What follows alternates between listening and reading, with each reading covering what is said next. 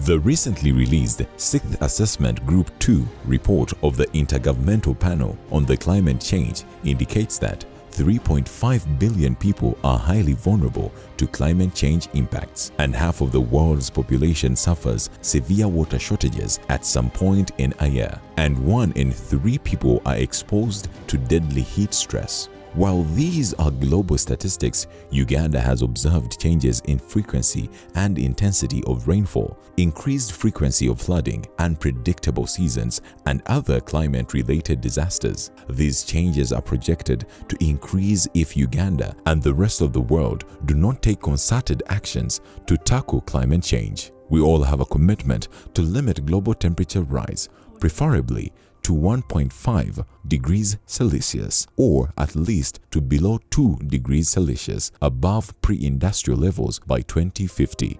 This will require investments in both mitigation and adaptation actions and the engagement of the state and non-state actors. Climate-related hazards, for example, the floods. We have seen that floods in the west, in Kasese, the river Nyamwamba. This is because of rising temperatures. The glaciers on Mount Rwenzori is giving way, is melting away. I was recently around Kasese, and what I saw, I couldn't believe. Very huge pebbles, stones, massive stones were washed down. Homes were washed down. Lives were lost. So climate change is real. The climate change, of course, is a driving force to a large extent, but the others, biodiversity, desertification, they also have an impact. Hence, we should not forget them. The government of Uganda, together with the United Nations Development Programme, UNDP, and other partners have continued to provide technical and financial support to Uganda towards achieving its national and international commitments towards addressing the impacts of climate change. And speaking on this issue of climate financing, UNDP is in the process of developing a climate for development facility that will focus on key strategic interventions to boost access and efficient utilization of climate finance in Uganda. As a country, we think those who have gone, for example, in the wetlands, which we want to restore, and the process has started. I'm happy with my team for the effort they're making. But to accelerate this, we must give an alternative source of livelihood. One tree gives life to everybody without borders. Can we get angry?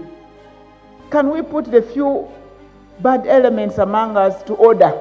It's important to note that without priority policies, investments, and technologies, the growth of atmospheric temperatures may continue beyond 2 degrees Celsius, and that's why a multi-stakeholder engagement approach must be developed and implemented to make climate change a national conscious issue. We've also seen significant finance commitments in the lead up to and at COP26. And I think most notably is the number of partners, including many in this room, who have committed to double their adaptation finance. And I think for a country like Uganda, speaking to what the Commissioner said about the importance of adaptation in Uganda, that's really, really important. What we now need to see is countries delivering on that commitment, and that money flowing down to the local level and the communities that really need to see it. Uganda and France, and all of you, we are very committed to the implementation of the Paris Agreement on climate change. And today, we are working together to strengthen Europe and Africa axis on this matter that would position itself, this strategic partnership between Africa and Europe, on the forefront of the ecological transition. I wish to reiterate that IOM acknowledges government commitment and steps taken to address climate change in Uganda. This includes the enactment of the Climate Change Act.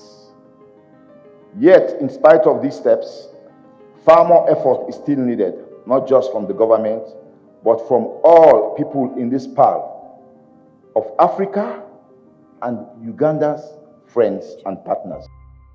Climate change remains one of the major threats to Uganda's sustainable development. We need to strengthen capacity in order to achieve the mitigation and adaptation targets. We need to find how best to deploy the limited resources, ensure Uganda's access to international climate finance, and increase national budget allocations to access technologies needed to meet the climate change mitigation and adaptation targets. There is also need to develop innovative financing instruments to support implementation of investments, climate-smart agriculture, sustainable transport, wetland restoration, water conservation, among others. In addition, there is need to leverage private sector support and engage non-state actors such as academia and youth through research and development. Audio Jungle.